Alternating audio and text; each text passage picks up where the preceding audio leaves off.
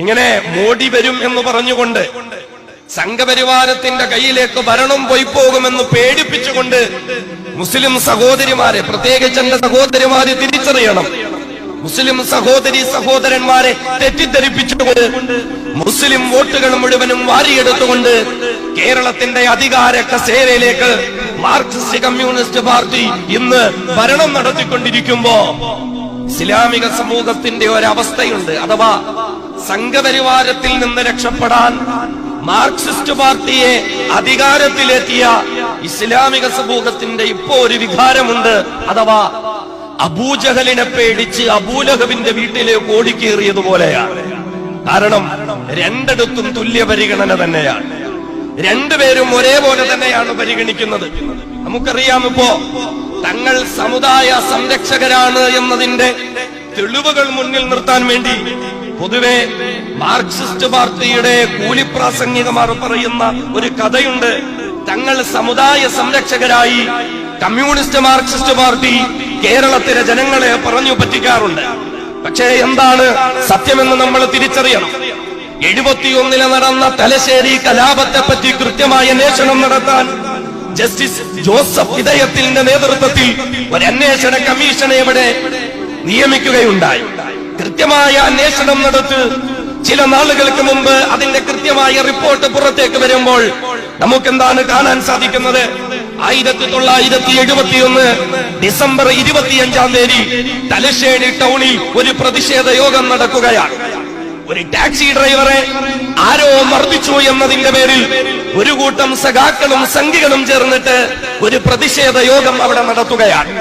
ആ പ്രതിഷേധ യോഗത്തിൽ പല സഖാക്കളും പങ്കെടുത്തുകൊണ്ട് പ്രസംഗം നടത്തുമ്പോൾ പോലീസുകാരുടെയും അധികാരികളുടെയും മുന്നിൽ അവർ വിളിച്ചു പറഞ്ഞ വാക്കുണ്ട്: ഞങ്ങളുടെ കൂട്ടത്തിൽ ഒരുവനായ ടാക്സി ഡ്രൈവറെ മർദ്ദിച്ചയാളെ നിങ്ങൾ ഇന്ന ദിവസങ്ങൾക്ക് മുമ്പ് അറസ്റ്റ് ചെയ്തില്ല എങ്കിൽ തലശ്ശേരിയുടെ മണ്ണിൽ കലാപം പൊട്ടിപ്പുടരുക തന്നെ ചെയ്യും.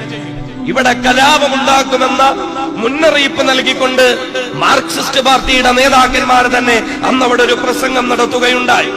പിന്നെയും 1-2 ദിവസങ്ങൾ കഴിഞ്ഞിട്ട് ഡിസംബർ 28 തീയതി നാരങ്ങാപ്പുറം എന്ന് പറയുന്ന പ്രദേശത്തെ കലാശ ഘോഷയാത്ര നടത്തുകയാണ്.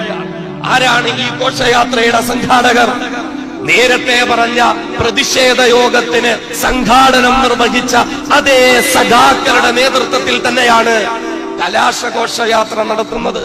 പക്ഷേ ആ കൊല്ലത്തെ ഘോഷയാത്രയ്ക്ക് ചില പ്രത്യേകതകൾ ഉണ്ടായിരുന്നത്രേ. അന്ന് ആ ഘോഷയാത്രയ്ക്ക് മുന്നോടിയായി സഖാവ് മാടൻകോട് രഘു എന്ന മാർക്സിസ്റ്റ് പാർട്ടിക്കാരൻ അവിടെയുണ്ടായിരുന്ന ജനങ്ങളെ അഭിസംബോധന ചെയ്തുകൊണ്ടൊരു പ്രസംഗം നടത്തി. എന്നിട്ട് അയാൾ അവിടെ പറഞ്ഞത്: നമ്മുടെ ഘോഷയാത്ര നടക്കുമ്പോൾ സ്ത്രീകളെയും കുട്ടികളെയും നമ്മൾ ഇത്തവണ കൂട്ടുന്നില്ല. സാധാരണ സ്ത്രീകളും കുട്ടികളും അടക്കം പകൽ സമയത്താണ് കലാശഘോഷയാത്ര നടക്കുന്നതെങ്കിൽ 1971 ഡിസംബർ 28 തീയതി കലാശഘോഷയാത്ര നടത്തുമ്പോൾ സ്ത്രീകളെയും കുട്ടികളെയും കൂട്ടുന്നില്ല. സാധാരണ പകൽ സമയത്താണ് ഇത് നടക്കുന്നതെങ്കിൽ അന്നത്തെ ദിവസം അത് രാത്രിയിലേക്ക് മാറ്റിയിരിക്കുകയാണ്. എന്നിട്ട് കുട്ടികളെയും സ്ത്രീകളെയും ഒക്കെ ഒഴിവാക്കി തന്റെ മുന്നിൽ ഒന്നുകൂടിയിരിക്കുന്ന അക്രമികളെ നോക്കിയിട്ട് ആ സഖാവ് മാടൻകോട് രഘു എന്ന കമ്മ്യൂണിസ്റ്റ് മാർക്സിസ്റ്റ് പാർട്ടിക്കാരൻ ജനങ്ങളോട് ആഹ്വാനം നടത്തുകയുണ്ടായി: എന്തിനും തയ്യാറുള്ളവർ മാത്രം ഈ ഘോഷയാത്രയിൽ പങ്കെടുത്താൽ മതി. എന്തിനും തയ്യാറുള്ളവർ മാത്രം ഈ ഘോഷയാത്രയിൽ പങ്കെടുത്താൽ മതി.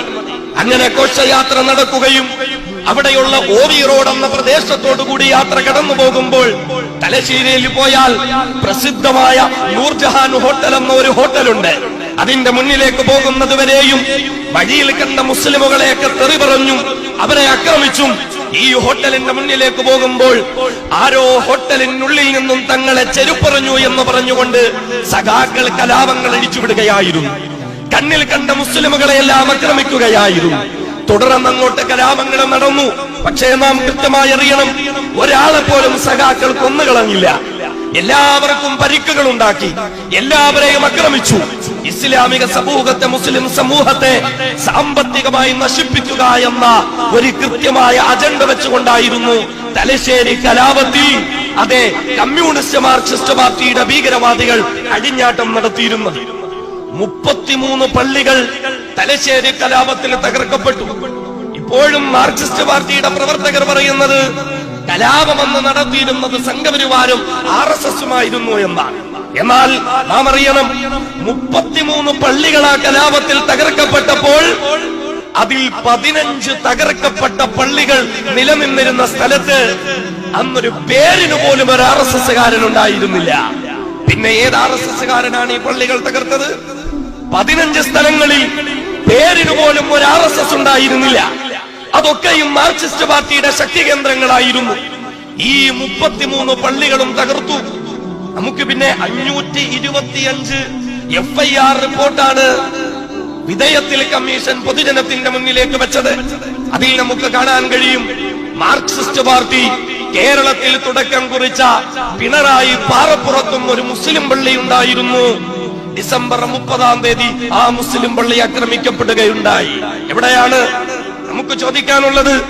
ഇസ്ലാമിക സമൂഹത്തിന്റെ സംരക്ഷണോത്തരവാദിത്വം മൊത്തത്തിൽ ഏർപ്പെടുന്ന, പള്ളിക്ക് വേണ്ടി ഷഹാദത്ത് വരിച്ച കുഞ്ഞിരാമന്റെ പേര് പറഞ്ഞുകൊണ്ട് ഞങ്ങളാണെന്ന് മുസ്ലിമുകളോടൊപ്പം നിൽക്കുന്നവരെന്ന് പറയുന്ന മാർക്സിസ്റ്റ് പാർട്ടിയുടെ പ്രവർത്തകരോട് ചോദിക്കാനുള്ളത്, നിങ്ങളുടെ പാർട്ടി ആദ്യമായി കേരളത്തിൽ കൊടികുത്തി വാണിരുന്ന പിണറായി പാറപ്പുറത്തുള്ള ഒരു പള്ളി ഡിസംബർ 30 തകർക്കപ്പെടുമ്പോൾ അന്നത്തെ ദിവസം തകർത്ത് പൂർത്തീകരിക്കാൻ കഴിയാതെ രണ്ടാമത്തെ ദിവസം 31 വന്ന് പൂർണ്ണമായി ആ പള്ളി തകർക്കുമ്പോൾ എന്തുകൊണ്ട് ആണത്തമുള്ള നട്ടെല്ലിനുറപ്പുള്ള ഒരു മാർക്സിസ്റ്റ് പാർട്ടിക്കാരനും ആ പള്ളി തകർക്കാൻ വന്നവരെ തടയാനുണ്ടായപ്പോൾ എന്താ അതിനൊരു കാരണം?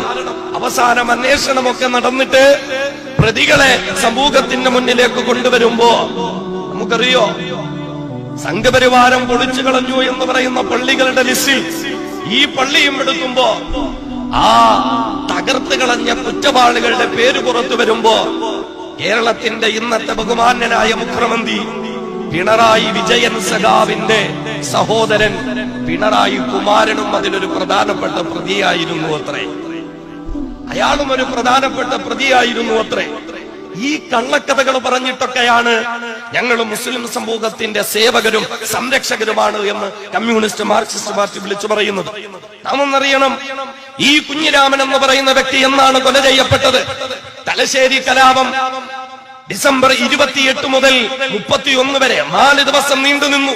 കലാപമെല്ലാം ഒതുങ്ങി, അതിന്റെ അലയൊലികളെല്ലാം തീർന്ന് ജനുവരി 5 ആകുമ്പോ സഖാവ് കുഞ്ഞിരാമൻ കൊല ചെയ്യപ്പെടുകയാ. എവിടെ? പള്ളി മെഹ്റാബിൽ വെച്ചാണോ കൊല ചെയ്യപ്പെട്ടത്? പള്ളിയുടെ മുന്നിൽ വെച്ചാണോ കൊല ചെയ്യപ്പെട്ടത്? അല്ല, തൊട്ടടുത്തുള്ള ഒരു കള്ള് ഷാപ്പിൽ കള്ളു കുടിക്കാൻ വന്ന ആളുകൾ തമ്മിൽ അടിപിടി ഉണ്ടായി. ആ അടിപിടിയെല്ലാം തീർന്നു കഴിഞ്ഞപ്പോ സഖാവ് കുഞ്ഞിരാമനും ഷഹീദായി. പള്ളി സംരക്ഷിക്കാൻ വന്നതല്ല, കള്ളുകുടിക്കാൻ വന്നതിനിടയിൽ കൊല ചെയ്യപ്പെട്ടു പോയ ആളിനു പോലും ഷഹാദത്തിന്റെ വീരപരിവേഷം കൊടുത്തിട്ട് സമുദായത്തിന്റെ മൊത്തം സംരക്ഷകരായി കമ്മ്യൂണിസ്റ്റ് മാർക്സിസ്റ്റ് പാർട്ടി ഈ സമൂഹത്തിലെ ജനങ്ങളെ പറഞ്ഞു പറ്റിച്ചുകൊണ്ടിരിക്കുകയാണ്.